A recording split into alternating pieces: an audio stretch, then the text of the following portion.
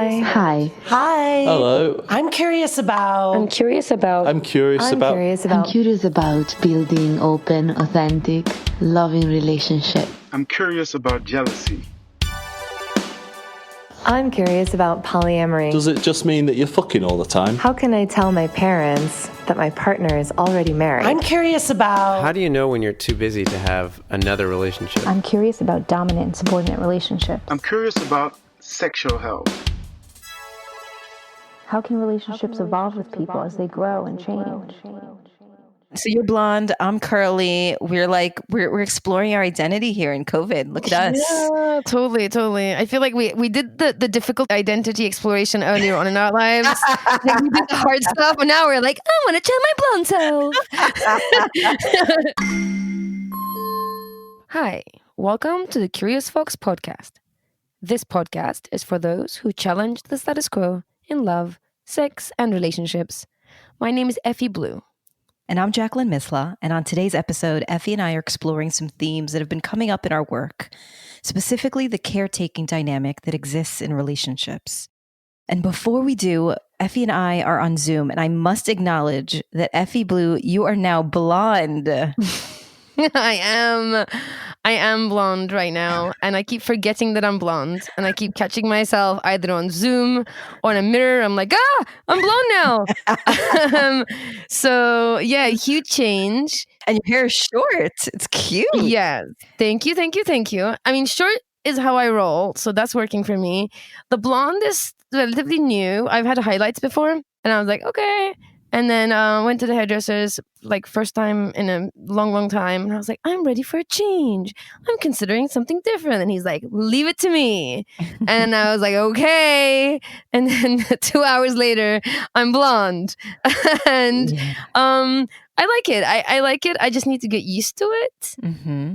I should post some pictures on my Instagram, which I don't do. But I keep promising that I'm going to post more on Instagram. I'm going to post more on Instagram. I promise again for another episode. I will post my new blonde locks. I'll hold you accountable. This Friday, when the podcast launches, there will be a picture of Effy and her blonde hair. Me blonde hair. Yes, I love that. I mean, it's nice. First of all, it's nice to just be able to sort of do a bit of self-care and, like decide on how I want to look rather than like just wake up and look in the mirror. I'm like, okay, this is what I look like today. So that's kind of nice. So that's nice. And then, just change in a good way, like getting used to the change. I love it. I love it. Yeah. It's like when you decided to go curly. I know. I've had my hair. I was going to say I've been straight for a long time. And then I was like, that's not true. That's not true. Lies. Yeah.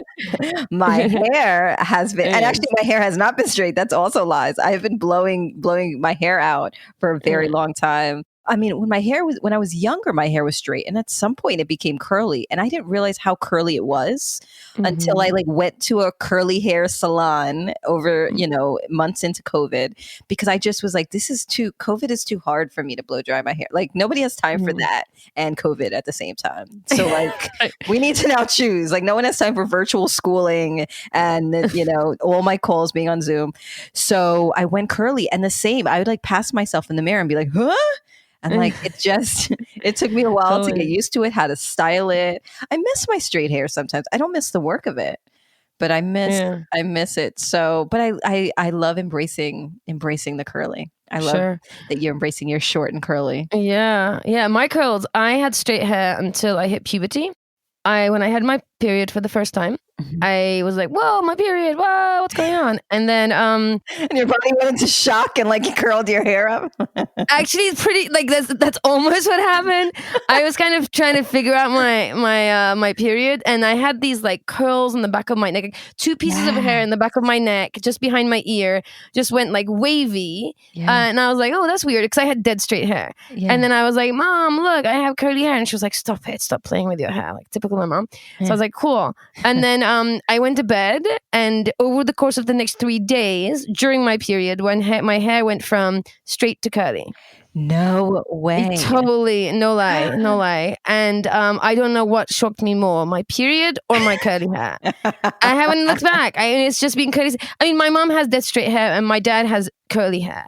So I think it's in my genes. It's just like puberty just expressed whatever that was in my genes. I went from straight to curly, and I've been curly ever since. That's Isn't that crazy? fascinating. That is crazy. Yeah. That's so interesting. I wonder, because I was gonna say I definitely had straight hair, not like pin straight, but I had straight hair as a kid. I didn't have curly hair like this.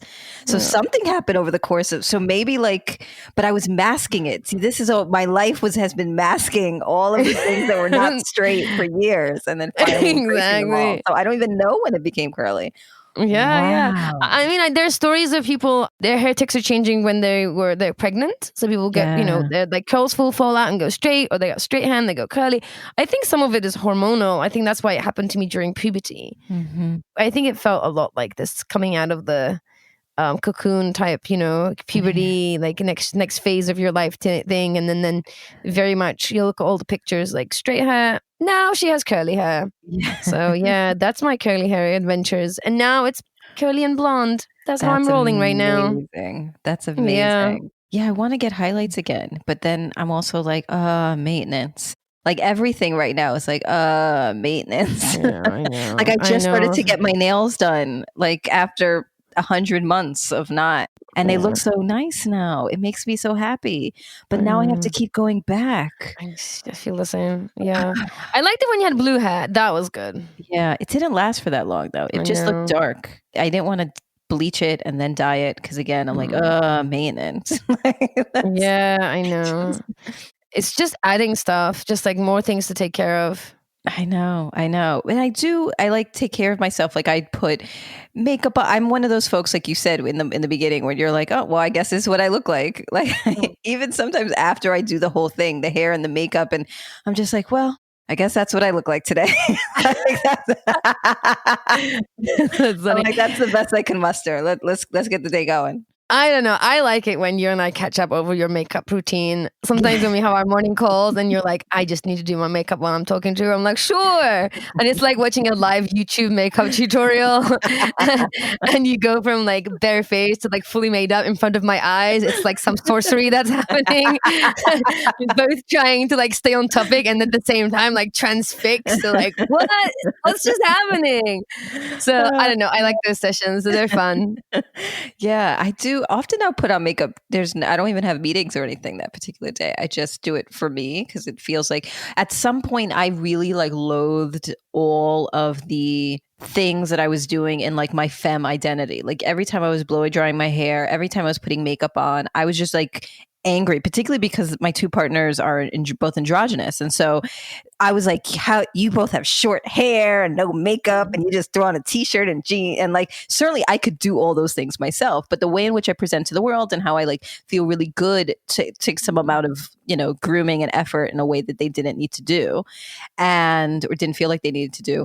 And I was like really mad about it. Like every time I would be like cursing the femme gods. And then I really revisited it and realized that I had not made time for myself to do meditation. And part of my not being able to do meditation or not making that time was because I was running in the morning and then showering and then, doing the makeup and the hair and all those things. And I decided to include and incorporate meditation into my makeup routine so that as I was putting on makeup, I was really just being mindful and present around how things felt, or I was saying positive affirmations to myself or thinking about my intentions for the day. And so I switched that time in the morning to really just be about me and my like kind of grooming routine in the morning to be about taking care of and spending time with me. And then that really shifted it. And now I do it whether or not anyone else is going to see me because it's about me. Yeah, no, I get that. I used to do makeup and hair and I think it's just shifted for me. I don't necessarily, I struggle with all the things. Like I struggle with like the extreme end of it, like when you put false lashes on or false nails, anything that feels like not part of me, I feel it. And I'm like, I feel like I'm either fiddling with it or rejecting it or like if I have like a ton of mascara on, I'm just like, God, I can feel the things on my skin. So I kind of try not to, I don't enjoy it. When I'm getting ready for things, it's nice to put makeup on but I can feel it on my skin. Like I feel the makeup on my skin. Yes. And then it just makes me uncomfortable. Yes. I don't know. It's just when we talked to Jessie Fresh and she was talking about being super sensitive and like feeling things on your skin, that kind of thing. It feels like that. I also feel like about clothes, like certain textures. I'm just like, I don't like it against my skin. Like I can't wear this. Yeah. And same with, I think, with makeup. I'm just like, ugh, I can feel it on my skin. I don't want it. Yeah. No, that's happening for me right now. So I am terrible at washing my face at night. I will put makeup on and then depending on the day will be just exhausted and like, so that happened. So we are recording. It's the morning here in New York. It's evening and where you are, it's morning where I am. And I can feel yesterday's makeup still on my face.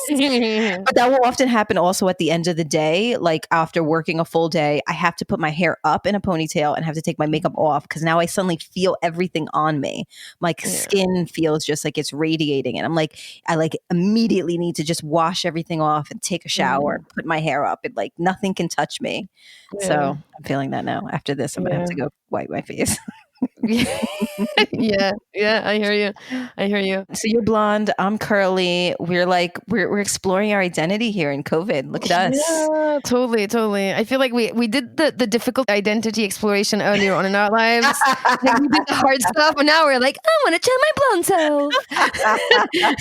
We came out as all the things that we could come out as, and now we're just like play with our hair. Well, actually, no. Well, speaking of identity, I've been thinking about this. I've been mindful of not losing mine, frankly, because as a working parent in the midst of COVID, so I have an only child, as you know, I have a 9-year-old daughter, and I have had to be her teacher and her playmate and her chef and her nurse and her parent because she doesn't have anyone else to play with and she's in virtual school and like it's hard and I feel really bad for her. She's wildly independent and also codependent at the same time. Like there are multiple things that are happening in that space. But it reminds me of, we've talked about this, Esther Perel has talked about this and written about this, but when you assume that a community could be wrapped up all in one person, we do this in romantic relationships. We want someone to be, our muse and our thought partner and our erotic playmate and our best friend and our, intellectual equal.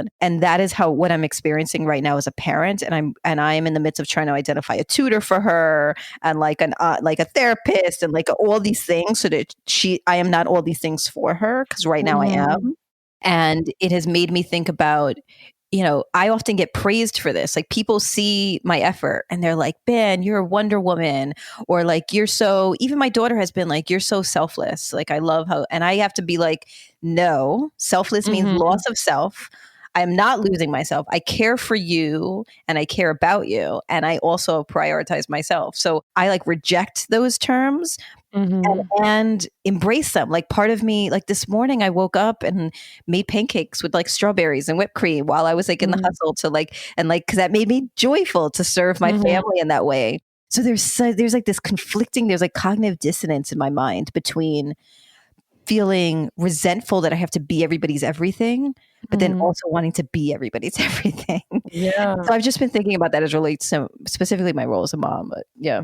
Yeah. And I think the piece about the way that you've handled being selfless with Simone, I think is super important because that is not the role model that you want to be. You don't want her to be. You don't want her to think that she should be selfless in the world because that's not a good. Yeah. That's not a healthy way to be. It's important that she realizes that you're not being selfless. Right. And that is not the role of a mother or a woman and to be in the world as a selfless human. Yes. So I think you've talked about this before as well, which I totally get, is like, how do you be this like good mom that does all the things while role modeling, having a sense of self and prioritizing yourself and, like not losing your dreams and your hopes and have boundaries and all that kind of stuff. So it's a tough one. And the two things actually, I think, play into each other. So for me, my polyamory is actually a part of my self-identity, not losing my self-care. So, Simone's father and I are divorced. And so she splits her time in between the two homes. He also lives in the same neighborhood. And so I walk her over, once a week. She stays there for a week. Then he walks her over and she stays with me for a week. And so we switch on and off. And on the weeks that she's not with me, I'm with my other partner. And I have, time that I spend there. And so even though I'm always a parent, I am not actively parenting during those weeks. And there are times where she'll say to me, hey, can I stay with you this week? Can we do some extra things? And I'll say, actually, this week is for you and your dad to spend time together. And this week is for me to work as long as I want, to spend time with my partner, to go on this weekend I'm going to be going to New Jersey with my wife and it'll just be the two of us. And that does feel like those conversations are really challenging because essentially I'm saying to her, I am prioritizing myself and my needs and my relationships with my partners over your request to spend more time with me. And because of that, I believe that when she is here with me, I overcompensate by pancakes and extra cuddles and let me be your everything. So there's a little bit of mom guilt that happens where because I really do craft and define out my identity and my space independent of motherhood, that when I lean into motherhood, I do it hard. I lean all the way into motherhood. Yeah. I mean, it all makes sense. And I think in a way, I mean, no, I think we say in our society, like, it's not a good thing to have a split home, right? But it's not necessarily a bad thing, especially because it gives people a break from parenting and do what you've just described, which is to carve out some time on their own. We were talking about this earlier. I love Justice Ginsburg's quote that goes, women will have achieved true equality when men share with them the responsibility of bringing up the next generation. I think that's such an important message. And I think, in your situation, because you're divorced, that kind of happens automatically. But I think it's important that happens for people who are not divorced, or just whatever your family structure looks like. I think it's important for children to have time with somebody while somebody else is taking a break or having some time to themselves or getting to express whatever they need to express, be it, work or hobbies or social time or whatever it is, to sort of regroup, reconnect with their own identity, to then be able to serve their kids from that place rather than this like selfless, I am nothing unless I am in service to you or you're taking care of you, which is exactly what we're going to talk about today. Yeah, no, it's completely true. It's completely true. And let me say, I do think that it's a good thing that she's with her dad part of the time because he shows up to the world very differently than I do. I am, the extreme overachiever and he's like, let's just chill and relax. And I think that vibe is good for her. And I think it requires her to have more responsibility. I think as a result of that, I still take on the role of like making sure that he knows what's in her school calendar for even on his weeks. And like, so I overachieve on his behalf as well and need to be more mindful of that. And because I single parent when she's with me, I do feel this way. I mean, this quote really resonates, right? Women can achieve true equality when men share with them the responsibility of bringing up the next generation. And I don't think that just means certainly men in partnership, but when all of society recognizes that women are taking on the burden in most cases with child rearing, and that there is a cost to pay in terms of our productivity, in terms of our joy, our sanity, our identity. And exactly what you described. I mean, this has been coming up in a theme in our work where, particularly with women, I'm interested to hear if you're having this. There's one male client that I have that there's some conversations around service, but in most cases, it's the women who I'm talking to who are trying to navigate their socialization around serving their partner and the impact that that's actually having on their relationship, that it's feeding them to be of service, but then they're also finding themselves to be taking on like a mommy role or a best friend role or a therapist role. And no one wants to sleep with their mom. Well, some people's kink is to sleep with their mom, but we can talk about that as well, because evolutionarily, that's not something that we are built to do. Regardless of what Freud says, most of us do not want to have sex with our mom and kill our dads. Yeah. So I'm interested. I have a few stories of some works that I'm doing with clients, and the conversations I'm having with clients are resonating some things with me in my personal life that I'm thinking through. And you, I know, have been having some conversations with people in your life as well around service. And so, interestingly enough, it's been coming up for both of us, and we've been exploring it off the microphone, if you will. And so we were like, if it's coming up for us, it's time to talk about it. For sure. Yeah. This actually sort of came up, was like the seed was planted back when, I don't really know, a few months ago. Dr. Phil, of all people, there was this quote that he said in an episode that was like all over my feed. It was like everybody was writing about it. And he'd said in an episode, 100 out of 100 relationships that involve caregiving fail.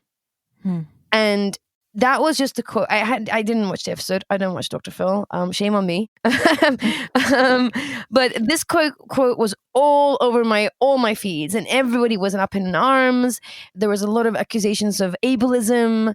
There was a lot of posting about their relationships. One person was disabled, and the other person being taken care of them, and they were sort of saying how they were happy and thriving and all that kind of stuff.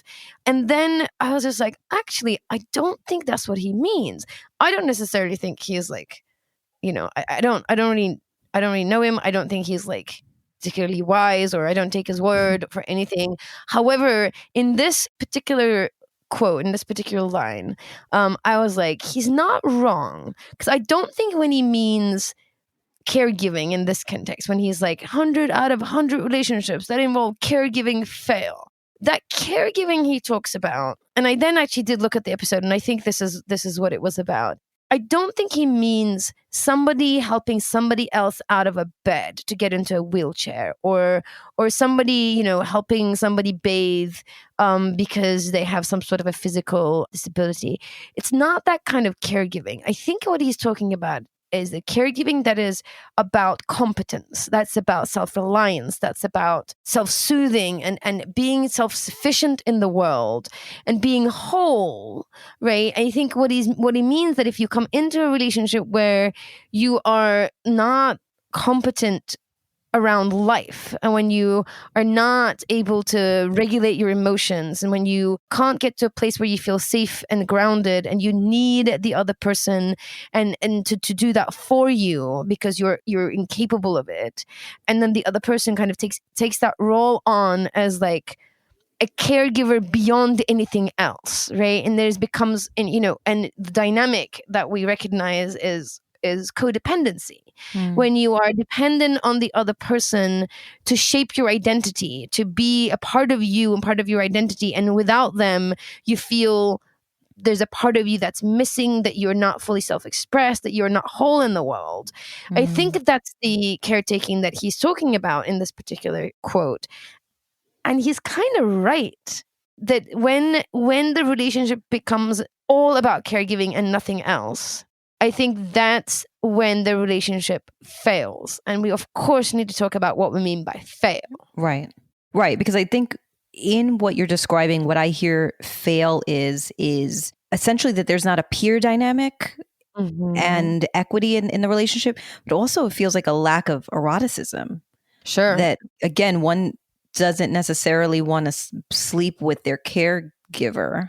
Right. So I think what happens is in those caregiving dynamics, and I know we're going to sort of delve into it, and you have some interesting stories that we can really kind of look at this in real time. The thing I think what happens with caregiving is that, especially when you slip into that caregiving that feels almost parental, right? Because there's an incompetence, like if you're caregiving due to incompetence, there's a power dynamic inherently built in. And because that power dynamic then gets played out in caregiving and caretaking, then it has an air, a flavor, a real dynamic of parental dynamics. And that parental dynamic is not where the erotic lives. It's not meant to live there.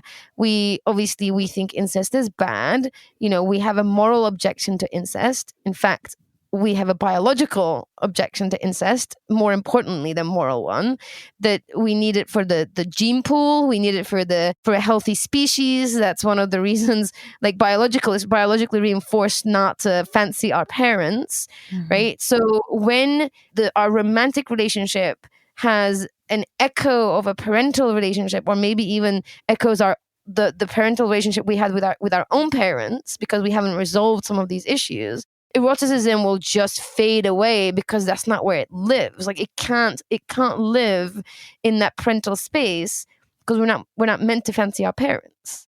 Yeah, I think that I want to be mindful of, there's a few things that we're talking about at once. So certainly we don't want to kink shame. So those who actually enjoy the dynamic between introducing either infantilization or introducing the mom-dad dynamic into their play, and we can talk all about actually calling people mommy and papi and daddy. I think we should definitely cover daddy. It's been on my mind for a long time.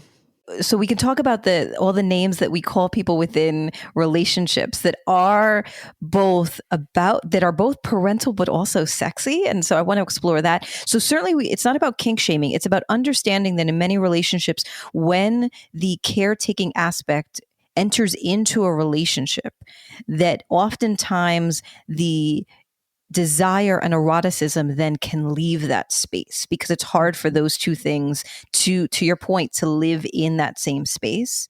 And I've been thinking about that in my relationship. So with my partner, there are moments where we do have playful banter around, like, you know, I'll come out and I'll be cold, for example. And she's like, oh, the baby is so cold. And she'll like throw like a gigantic blanket around me, and she'll be like, you're so little, the baby is freezing, like wrap her up. And it's like cute and sweet. Now that doesn't turn into then like sex. Like those are two different, like that in those moments, I feel like scooped up almost and like embraced and taken care of in a way that helps me feel loved and like, and playful. It feels like loving and playful and sweet.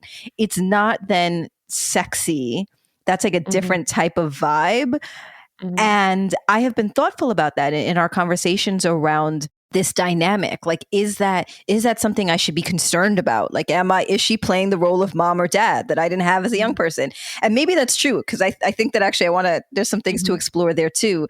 That doesn't feel dangerous to me. That doesn't necessarily feel uncomfortable. That feels sweet and loving and playful.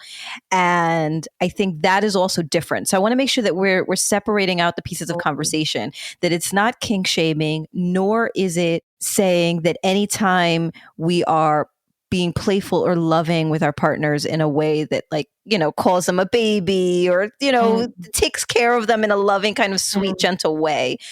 I don't know if those things, for me personally, those things don't feel necessarily wrong. I think that when it becomes mixed into your identity in partnership, then there can definitely be some challenges that are there. Totally. I think the big distinction is intention. I think if you're intentionally, definitely in kink, if you're intentionally going to that place and looking for eroticism and arousal in those places with an intentional sort of, you know, playing into those dynamics and with, you know, safe, sane and consensual of all, you know, adult parties, and you're playing around infantilization, you're having sort of daddy baby girl dynamics. I think with intention from a wise place, for a wise mind adult place, go for it. Like, I don't think this is what, you know, I appreciate that you make that distinction, because that's definitely not what we're talking about here. I think when, and similarly, this kind of cutesy, like momentary, playful mini regression, and then sort of, you know, coming back into like the real dynamics, or like restoring sort of peer dynamics, or I should say maybe having those cutesy moments lying on top of essentially peer dynamics, right? I think that's again different. We're not talking about that either. It's when it is unintentional, almost unconscious, somewhat stuck in its own way without any kind of variation, where people feel that it's their duty to take care of their partner, or they feel that's the only way they're able to show up in a relationship. That's the only way they are worthy of a relationship. They're the only way they're worthy of their partner. That they only exist in the world and in their relationships in service. and not just because they are or they are chosen by their partner. I think that's kind of that is when I think, one, that's what we're talking about. And two, I think that's what Dr. Phil is saying about 100% of those, 100 out of 100 of those relationships fail. Yes. I think it's important to make that distinction. So absolutely. Yeah. Yeah. I'm working with a client right now on establishing healthier relationship dynamics that are not rooted in taking care of or serving her partner. And the conversations that I'm having with her and that struggle actually resonates with me because it highlights the struggle that I think many overachievers have, which is that we feel valued when we are doing and have a hard time just being. And so just simply being loved for existing as an overachiever is challenging, and instead feel like I need to take care of you to prove my value in this relationship and to be rewarded then with your love. That is the exchange that we are making. And that is cultural, that is from upbringing. Again, I think that's a huge additional pressure that women in our societies have. I remember in an episode that we did with Carolyn around having conversations with your partner about opening up, we talked through this story of that when I was growing up, I learned via the role modeling of my grandmother and my mother that you serve your partner first and that you serve them the best portions.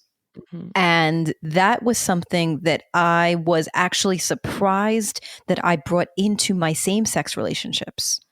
That I thought that that was a gendered role, and that when I was with and married to men, that when that dynamic existed, I thought, oh, well, that's because it's the male-female dynamic. And when I found myself serving my wife first and the biggest portions, I was like, oh, this is much deeper than that. And what blew my mind is when Carolyn said that in her household, the women served themselves first and ate first and then invited people over to go serve themselves and get food. And I was like, What is this world? like that blew my mind. And I think it also, there's a dynamic or there was this idea in my mind that the person who earns less does more around the house.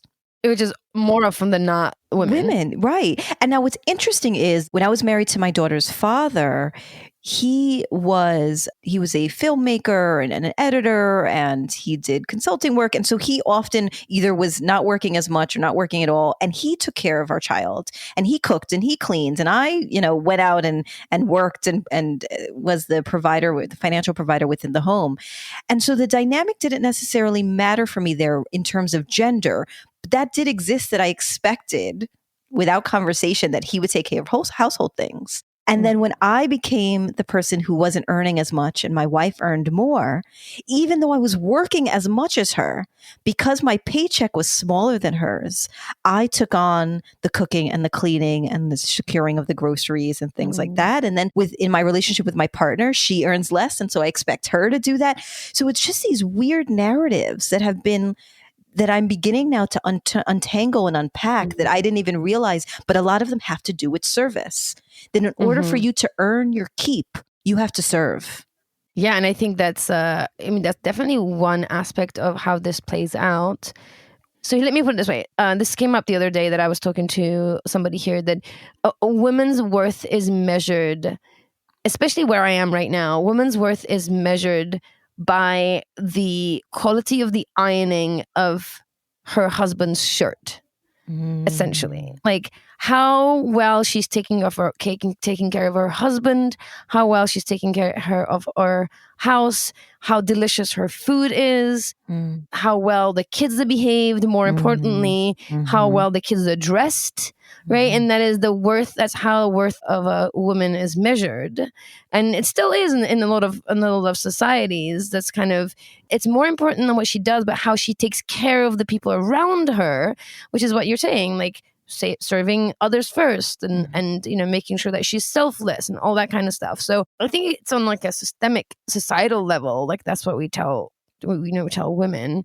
And I think on top of that, in your particular case, and you're an overachiever, so you're not going to mess around. Like you've already internalized those like jobs as like as if women's role, because you come from a heteronormative household, right?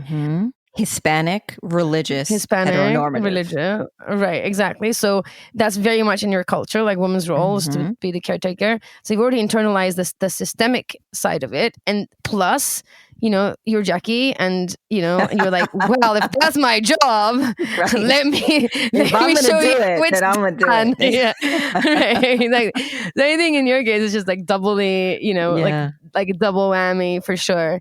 Yeah. I think the other piece of it is that's definitely one expression of that caretaking, and I think the other is around fawning, which is a different version of that, right? Yes. So we talk about which knows no gender, probably, or no gender identity. I'm sure that maybe it's reinforced with women, but certainly I've had male clients that I work with who also, because of the dynamic of when they were growing, the way that they observed their parents exchange growing up, or the way that they value themselves, have slipped into fawning. for sure. And also, women tend to fawn more purely out of strength, like physical strength, right? A woman is less likely to fight her way out of a situation. I should say, let's get this right. Somebody with a femme body on an average build is less likely to fight their way out, physically fight their way out of a situation unless they absolutely have to. They're more likely to fawn or flight, right? Or freeze. I think that's just biology, to be honest. When confronted with a challenge or something that's perceived as a danger, we've heard fight, flight, and freeze as being our responses. And one of the things that we've talked about in this podcast is that there's also the addition of fawn, which is to... I think you could probably, I could define it in the way that I have done it. I think you should define it like technically what it is. And then I could be like, and this is what it looks like for me. Yeah. I mean, I think that the layman's term is people pleasing. It's like de-escalating and people pleasing at all costs. Like it's not de-escalating in that kind of like advanced negotiation, conflict resolution, de-escalation. Like I'm not talking about that kind of de-escalation. I'm talking about de-escalation at any cost. And that cost could be your own sanity, your own boundaries, your own desires, like just de-escalating at all cost is what fawning is. Yeah. And again, I think what that has looked like for me, based on the role modeling, again, of my mom, for example, was being like, everything's okay. It's okay. Everything's fine. You're great. We're great. Like, let's just eat something. Let's like going over and like, even if you're physically repelled by someone and their behavior, you go over and you're gentle and soft with them. It means lowering your voice so that the tone and the volume in the room can go down. It means both role modeling, but almost in a way of diminishing yourself and the problem. So to de-escalate the issue and sweep it under the rug so that you could survive those next moments. Right. Exactly. And if that is a part of your relationship dynamic, when you're in, spending a lot of time in that fawn place, that you're constantly appeasing the other person, and in return, you kind of slowly, erasing yourself out of the dynamic, or if you kind of eroding yourself out of the dynamic and you're just kind of just sort of people pleasing all the time, that also is going to struggle with, cause struggle within the relationship. Again, that is a fear response, and the erotic doesn't live in the fear either, right? We're not, most of the time when we're in fight, flight, freeze, or fawn, we're not also in the erotic, most of the time, right? Again, we're not kink shaming, we're not, but just biologically, generally speaking, as a rule of thumb, that when we're in those like fight, flight, freeze, or fawn moments, we're also not being sexual. We can be aroused, right? That's something different. Like we can be aroused, but that doesn't necessarily mean that you're in the erotic space, right? That you're not feeling sexy.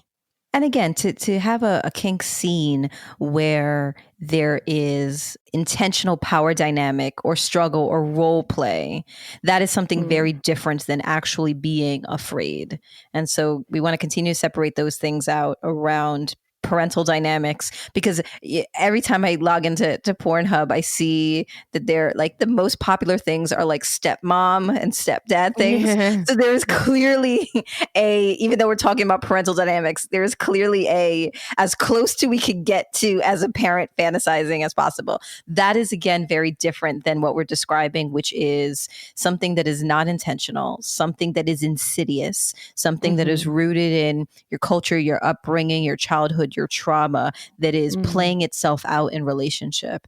Right. And to your point, I think that there is a trauma connection, a shared trauma connection that can happen when two people have experienced trauma, or more, folks within the relationship dynamics, when they've experienced trauma and their younger selves are connecting with that. When like the two children are meeting, rooted in the fact that they experienced fear, and there could be either a bonding around their scared younger selves finding safety in each other, or their younger selves role playing out things from their childhood to try to heal those things in their adulthood.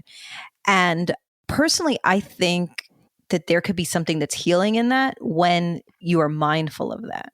Well, there's a whole therapy modality called imago therapy, which is a type of couples therapy that is very much about healing one another. Like, it's very intentional therapy that is two people embark on to heal each other and each other's childhood wounds and whatever they're working on. So I think, again, with intention, with support, with, wisdom, you can absolutely have those dynamics be healing. I think when it's unconscious and you're in the drift and you're essentially I think when you distill all that down to what you're dealing with, codependency. And when you're in that codependent dynamic, whether it's playing out as a parental role, whether it's it's playing out as this like caregiver caretaker role, those are not spaces where the erotic thrives, I should say. And I think whether it's because, more often than not, people end up in codependent relationships because they have untreated, unhealed trauma, and they have come to see the other person as the one and only source of healing and safety and security and an identity, and therefore they become dependent on that person in exactly the same way that a child is truly and literally dependent on a caregiver, right? Really, the only time we are truly and literally dependent on a person is when we're children, when we can't fend for ourselves and we can't choose that person, right? So I'm not talking, again, I don't want to seem like, I don't want to sort of, this is not an ableist statement. Like, if you're an adult and you need to be taken care of physically or whatever, and you get to choose that person, and then they, that's the dynamic they have. That's not what I'm talking about. As children, we are truly dependent on a person that we don't get to choose, right? It's whoever a caregiver is. If you're in the system, it's your foster parent. Whoever is assigned to take care of you is the person that you get to have. And I think a codependent relationship is playing out that dynamic, that you feel that your partner is the only person that you can rely on to take care of you and to be your source of safety and security. Yes. And that's what a codependent relationship is. Yeah. And in those dynamics, erotic that's just not where the erotic lives. And that's where you find yourself minimizing your identity in order to maintain that relationship. That if I believe that without you, I will not be loved, I will not be safe, I will not be taken care of, I will not be in partnership, then I will de-escalate our arguments by giving away pieces of myself. Then I will show up as taking care of you and meeting all of your needs.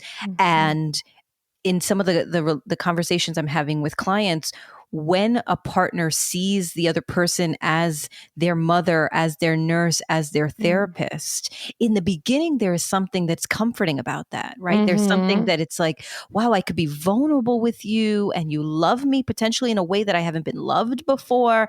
And there can be intimacy as a result of that.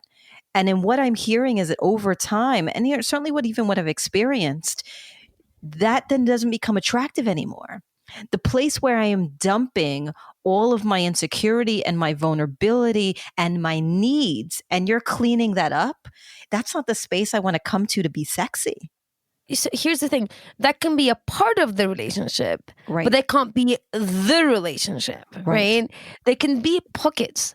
They could be Absolutely. agreed upon periods. We talked about this earlier. Let's say somebody has an accident, right? And somebody needs to be physically taken care of, or someone's like overloaded at work and the other person has to take up some extra duties, or like they can be, someone's going through a period of depression. So they need like mental health support at home. So maybe there is pockets and periods and moments when people step into those roles and comfortably step out without destroying the other person or the other person feeling destroyed.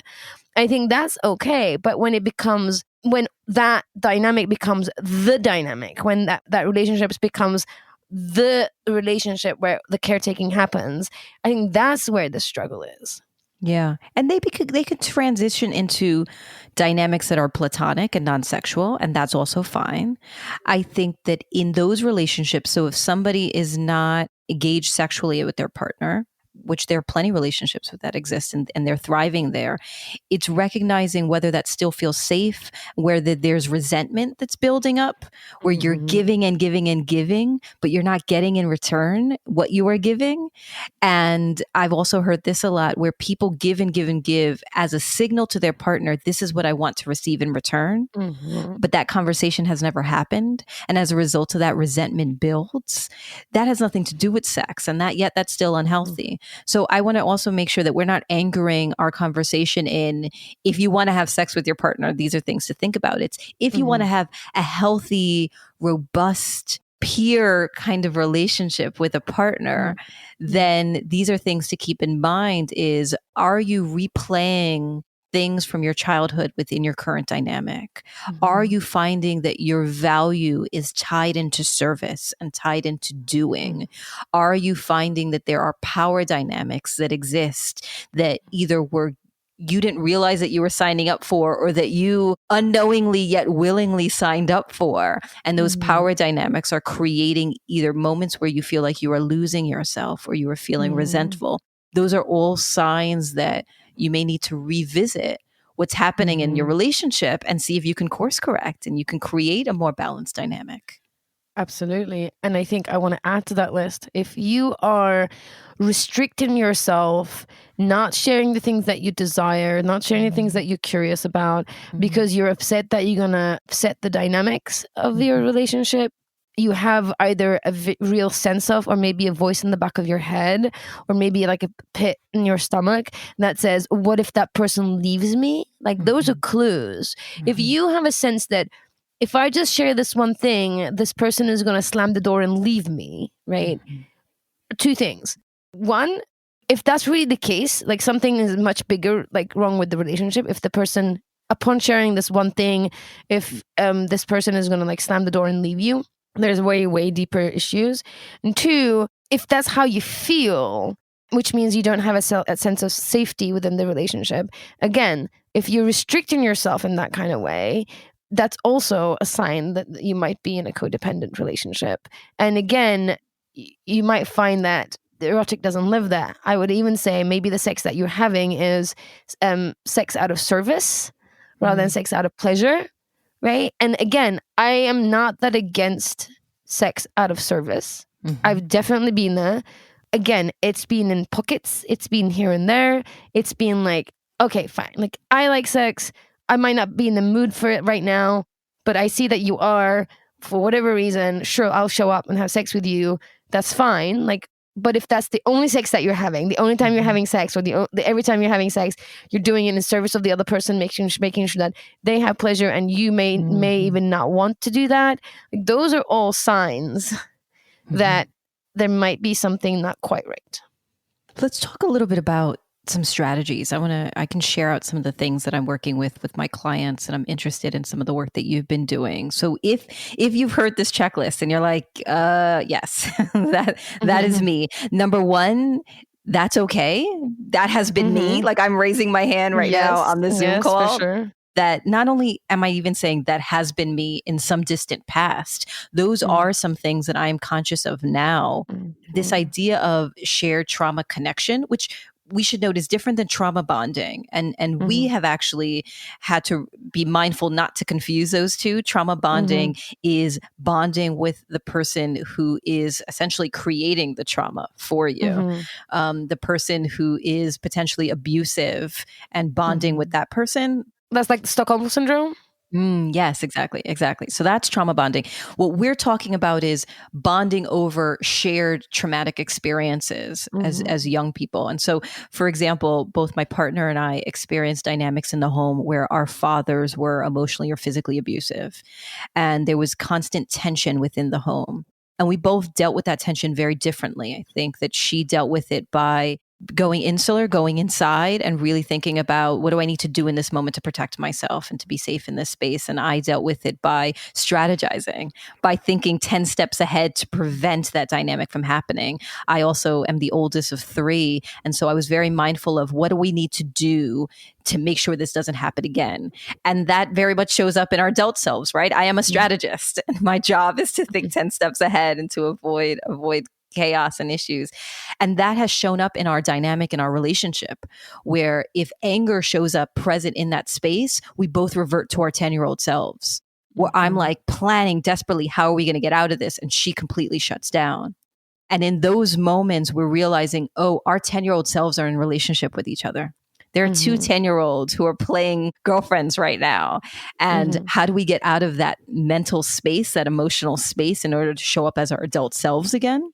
And so in that spirit, if you've heard that and you're thinking, yeah, that's me, I do that. Here's some things that I have recommended out and that I've done myself. And I'm interested, Effy, in your thoughts as well. One is I recently asked a client to carry around some Post-its, 2 different color Post-its. And every time that they thought of something for themselves that they wanted in their lives, that felt like just for them, felt like hope, to write that down. And immediately, when the voice in their head said, that's not for you, that's crazy, you could never do that, write that down on a different color Post-it. Capture the hope, capture the idea for yourself, and then capture the voice in your head that is telling you no and shutting it down.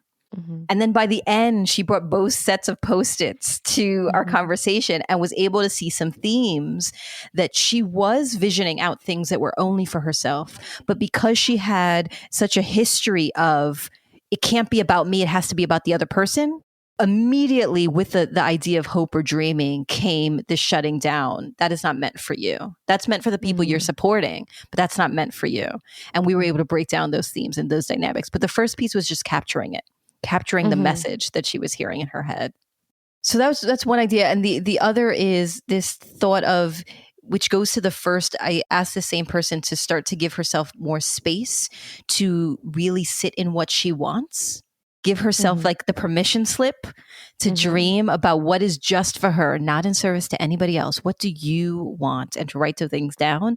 And what she realized was her brain again was shutting it down because it was saying, well, you could never do that.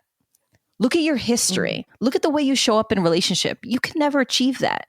And the truth was that she was creating some boundaries and she has been doing some things for herself. And so the second list that I asked her to create was every time you do it, every time you create a boundary, every time you say no, every time you show up for yourself, write that down, because part of the work is convincing your brain that that future is possible for yourself.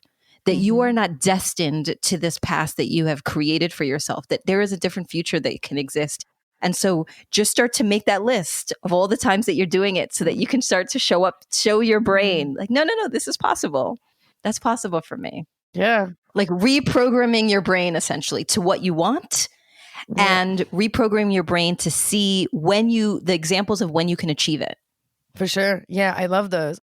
And I think that if you find that there's a dynamic of service in your relationship in a way that doesn't feel comfortable or healthy for you, and you find that you are doing that because that is how you believe that you are showing love, right? That I have no value anymore if I'm not cooking and know how to do all the things around the house, or being your emotional caretaker and making sure that I'm the one who you can be vulnerable with and tell all your things to. If you feel like you have to be everything for that person, it may be a slow journey for you to get out of that, right? You're not going to show up and be like, I just listened to a podcast. You're on your own.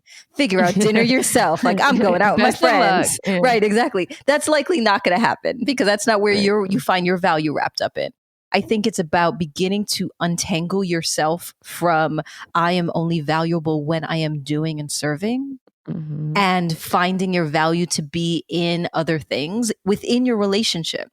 Can you build out other spaces where you feel loved and cared for? Can you create more autonomy? I remember the moment when I started to spend more time with my partner. So in the beginning of my relationship with my partner, and I was leaving my home with my wife for longer periods of time. And she would text me throughout the week and be like, where's the this? Like, where's the potato peeler? And where do we keep the this? And where do we keep? And she realized number one, she felt really frustrated. She was like, I don't even know how to navigate my own home and kitchen because I had been doing all that for her. And she was like, I want to be more autonomous in this space. And when she became more autonomous in the space, actually, I started to feel a little bad because she was able to like caretake for herself in a way that didn't need me anymore.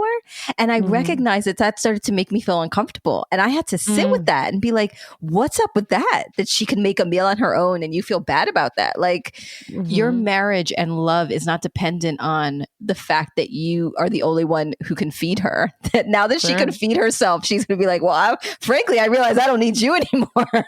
Now that I know how to peel my own potatoes, this marriage is over. Exactly. Please work yourself out. Right, exactly. I'd been holding on to you all this time because I didn't know how to cook. Now that she knew how to do those things, it meant that there was more room for us to do other things together.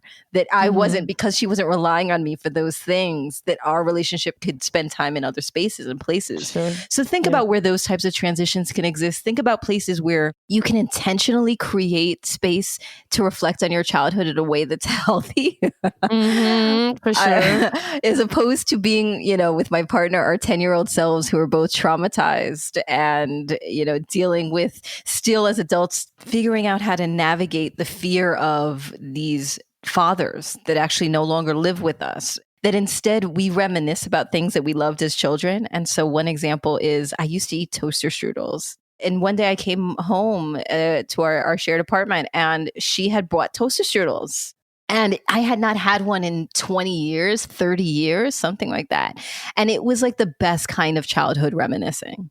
Like we sat in bed and ate toaster strudels and talked about the cartoons that we watched as kids. And that felt like a really fun way of bonding as 10-year-olds and not the traumatized bonding that could happen when triggered because of an argument. So creating those types of healthy spaces for childhood bonding, I think it was important for us to recognize, let's do that. And instead of the type of childhood bonding that was happening as a result of conflict. So again, let's figure out ways to be fun about it, figure out ways to be thoughtful about it. But I think that the whole point of this conversation is just intentionality.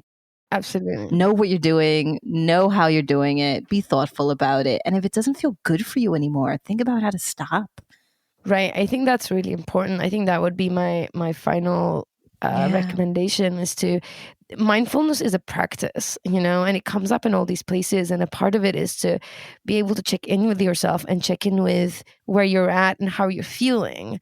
And I think sometimes it just seems like a really simple thing, like, how am I feeling? I think a lot of the times we tolerate these situations because honestly, we're not that aware of them. Like we have somehow, being pushing through, making it happen, tolerating it, thinking that we don't have a choice. A lot of the time I hear people say things like, I have to, I don't have a choice. And it's like, that's not the case. It's just that we've either checked out of ourselves, abandoned ourselves, haven't really checked in for a long time, and we are just pushing forward, pushing on. Yeah, and I think it's really important to find spaces where you check in with yourself. Something that I do. So currently, I'm in a Muslim country, and there are 5 times call to prayer that happens every day. Starts at dawn and finishes, and it's throughout the day, and then you get one sort of past dusk, around dusk. So 5 times a day, there's a call to prayer. And the idea is that you go to the mosque or wherever you are, you pray. I don't have a religious practice. So what I have been using it for as a cue to check in with myself. So when I hear the call to prayer, I go, how am I feeling right now, in this moment? It doesn't have to be big, huge, existential, how am I feeling? What is my emotional state overall? But like in this very moment, how am I feeling? When I was back in the States, there was no call to prayer. I had an app on my phone that asked me 3 times a day, how are you feeling? And gave me like emojis to pick from. And I used to track that. And I think that was a really good practice. Whatever works for you, just get into a habit of checking in with yourself. Like find that emotional language. Be it if emojis work for you, great. If post-its work for you, great. Whatever you need, whatever practice, whatever model you need, find a way to check in with yourself and do it regularly.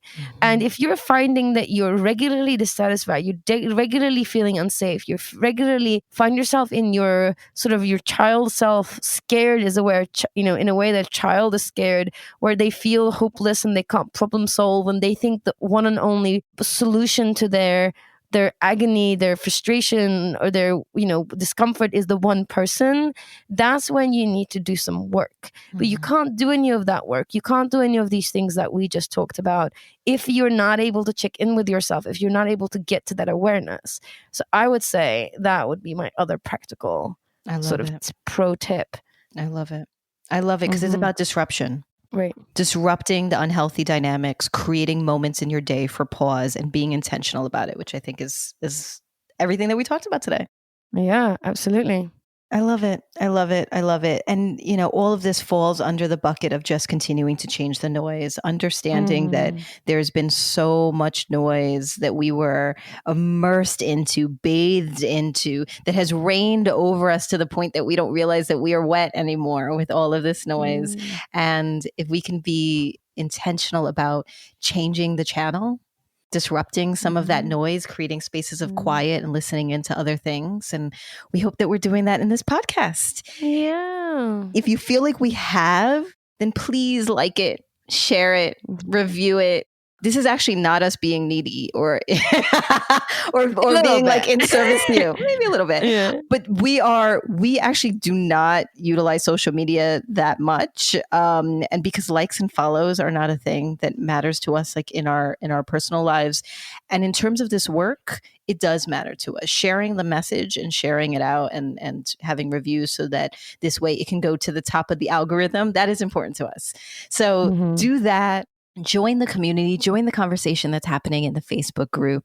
Join our Curious Fox Instagram, which actually is more active than our personal Instagram. Join those too. So you can find We Are Curious Foxes, or you can find Effy Blue at Coach Effy Blue.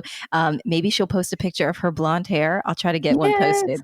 I'm like talking just to the audience now of Curious Fox. I'll try to get her to post it on the Curious Fox as well. Follow me at Jacqueline Misla, and you can see all of my curly hair glory at my Instagram. You can see the evolution from straight to curly hair at Jacqueline Misla. So you can find us on social media. You can go to Facebook and join the group so you could be a part of this conversation and plug into community that can support you with all these things. If there are conversations that you'd like us to be having on this podcast, you can email us at listening@wearecuriousfoxes.com or call us, share a story, share a question. We'd love to be able to play it on the podcast and share our answers. You can give us a call at 201-870-0063. We actually want to start a segment called Foxtails where we want to share people's stories. So please do use that number to tell us your stories that for us to look into. We might reach out to you and get your full story and feature you in an upcoming episode. So we'll look forward to those. Also, this episode is produced and edited by Nina Pollock. Our intro music is composed by Dev Saha, and we are so grateful for their work. And we thank you for listening. And as always, stay curious, friends. Curious Fox Podcast is not and will never be the final word on any topic. We solely aim to encourage curiosity and provide a space for exploration through connection and story. We encourage you to listen with an open and curious mind, and we'll look forward to your feedback. Stay curious, friends. Stay curious. Stay curious. Stay curious. Stay curious. Stay curious. Stay curious.